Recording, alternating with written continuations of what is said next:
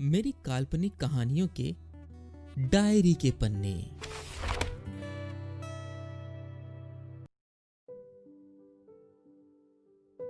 इंतजार का समय बहुत मुश्किल से कटता है, मानो लम्हों को रोक रखा है किसी ने। बारिश का मौसम था। इतनी देर में ना जाने कितनी ट्रेनें आई और चली गई, लेकिन समीर की ट्रेन का कुछ पता ही नहीं था। अनाउंसमेंट में कान लगाए कभी वो अपनी घड़ी को देखता और कभी ट्रेन के रनिंग स्टेटस को। स्टेटस के हिसाब से ट्रेन के आने में अभी 1.5 से 2 घंटे बाकी थे। वो इस शहर से जितनी जल्दी निकलने की कोशिश कर रहा था, मानो उसे उतनी ही देर हो रही थी। मानो वक्त ठहर गया है। जहां कोई अपना दिल तोड़ दे, वहां कोई कैसे रह सकता है। सब कुछ काटने को दौड़ रहा था वहां पे। बॉस को तबीयत खराब होने का बहाना लगाया और स्टेशन पे बैठे बैठे रेजिग्नेशन ड्राफ्ट में सेव कर लिया था। समीर किसी ख्याल में खोया था। तभी चाय वाला वहां आया और बोला, चाय गरम। समीर ने घूरते हुए उसे देखा और फिर मोबाइल में फिर से आंखें गड़ा दी। अंदर से मन अगर सुलग रहा है तो कुछ भी चीज अच्छी नहीं लगती। भैया एक चाय देना, एक लड़की की आवाज थी। उसके ठीक पीछे न जाने कब कोई एक लड़की आकर बैठ गई। उसे पता भी नहीं चला। उसे लगा कि कुछ जानी पहचानी आवाज है, बहुत पुरानी सी। इतने में एक और ट्रेन आके रुकी और चाय वाला चाय लेकर ट्रेन की तरफ दौड़ लिया। कौन हो सकती है वो लड़की? समीर को बड़ी उलझन सी होने लगी। उसे लगा कि प्लेटफॉर्म पर जाकर इधर उधर देखे, लेकिन 2 भारी बैग लेके कौन जाए, इसलिए समीर वहीं बैठा रहा। फिर उसने आहिस्ते से पीछे देखा। वो लड़की भी ट्रेन का इंतजार कर रही थी।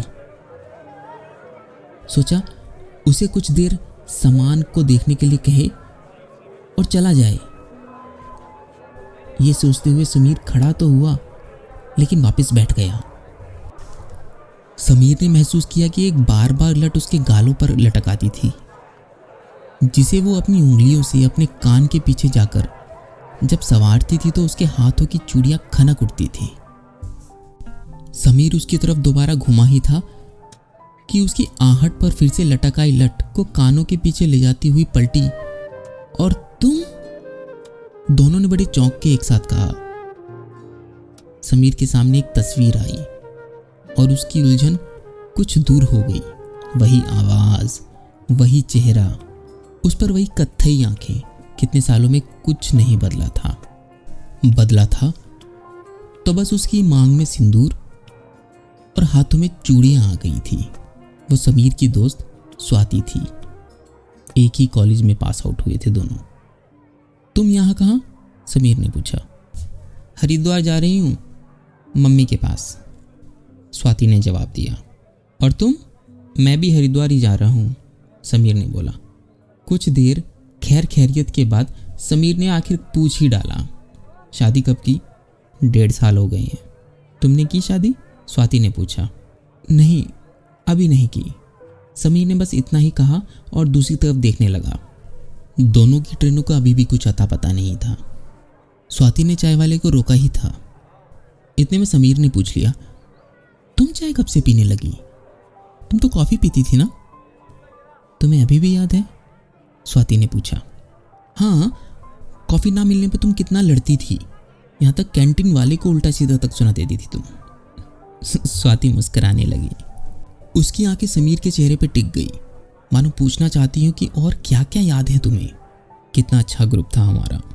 कॉलेज में मस्ती, शरारत, सब कुछ करते थे हम लोग। लेकिन अब सब अपनी अपनी दुनिया में कितने खुश हैं, स्वाति बोली। स्वाति का खाली कप लेके समीर डस्टबिन में फेंकने गया।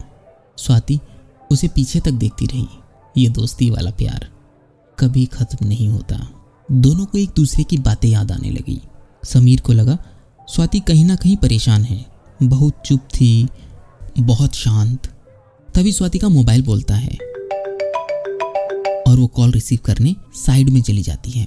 फोन पे बात करके जब वो आती है तो बहुत परेशान, बहुत घबराई सी, और उसके चेहरे पे एक आंसू की बूंद भी थी। क्या हुआ, सब ठीक है ना? समीर ने पूछा।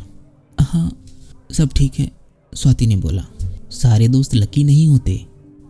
आखिर क्या वजह थी कि वो इतनी उदास थी? समीर परेशान हो गया। समीर की नज़र उसकी नम आंखों पर जा ठहरी। क्या हुआ? सारे दोस्त लकी नहीं होते, इसका क्या मतलब है? स्वाति ने कॉलेज की तरह समीर से कुछ नहीं छुपाया और एक साथ अपनी सारी बातें बता दी। स्वाति ने बताया कि उसके हस्बैंड को किसी और से प्यार था और अपने पापा के प्रेशर से उसने ये शादी करी और अब वो तलाक लेने जा रही है। कल में उसकी हियरिंग है, इसीलिए वो घर जा रही थी। पिता के दबाव से शादी तो कर ली, लेकिन छोटी छोटी बातों पे लड़ना झगड़ना आखिर कब तक कोई टॉलरेट करेगा? ऐसे कोई रिश्ता कैसे चल सकता है जिसमें कोई कभी प्यार ना हो? और अब बात तलाक तक आ चुकी थी। कल उसकी सुनवाई थी तो वो तुम्हारे हस्बैंड का फ़ोन था? समीर ने पूछा। समीर बात करते करते रुक गया। अक्सर चुप्पी में तकलीफ़ें चेहरे पे आकर ठहर जाती हैं। स्वाति समझ गई दोनों की कहानी ही कुछ मिली जुली है।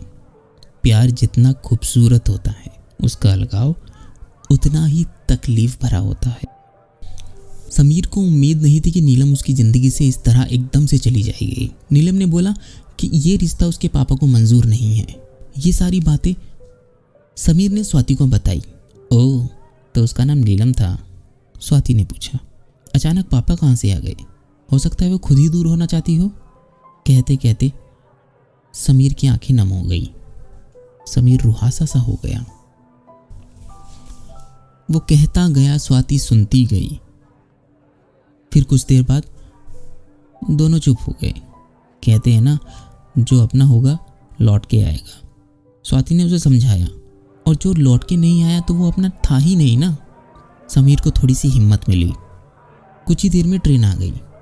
समीर ने अपना सामान रखा और स्वाति से पूछा, तुम नहीं चलोगी? मेरा टिकट कंफर्म नहीं हुआ है, स्वाति ने बोला। समीर ने गाड़ी के दरवाजे पर खड़े होकर स्वाति की तरफ अपना दायां हाथ बढ़ाया। स्वाति ने बिना कुछ सोचे उसका हाथ पकड़ लिया और गाड़ी में चढ़ गई। ट्रेन में दोनों एक दूसरे की आंखों में दिख रहे थे, मानो एक दूसरे के जख्मों पर मरहम लगा रहे हों। कॉलेज के बाद भी हमें मिलते रहना चाहिए था ना? स्वाति ने जवाब दिया। सुबह के 6 बज रहे थे और गाड़ी हरिद्वार के स्टेशन पर पहुंच चुकी थी। हवा बहुत अच्छी चल रही थी और थोड़ा अंधेरा भी था। कहीं दूर से चाय की खुशबू आ रही थी। तुम जॉब मत छोड़ना, कुछ दिन छुट्टियां बिताकर वापस चले जाना, स्वाति ने बोला। कितना परेशान था, ना जाने क्या क्या सोच रहा था मैं। अच्छा हुआ तुम मिल गई, समीर ने बोला। समीर बोलता जा रहा था और स्वाति सुनती जा रही थी। ना जाने बाद में कब मिलेंगे हम दोनों। इतनी बातें, किस बात की जल्दी थी समीर को? खैर, क्यों ना हो, सफ़र ख़त्म जो होने वाला था। तुम अब क्या करोगी? समीर ने पूछा। आज हियरिंग है, डाइवोर्स मिल जाएगा, फिर तुम अपनी ज़िंदगी जीना अपने हिसाब से, मस्त होके, समीर ने स्वाति से बोला। चाय पियोगी? स्वाति ने हाँ में जवाब दिया। अब स्वाति पहले वाली स्वाति नहीं थी।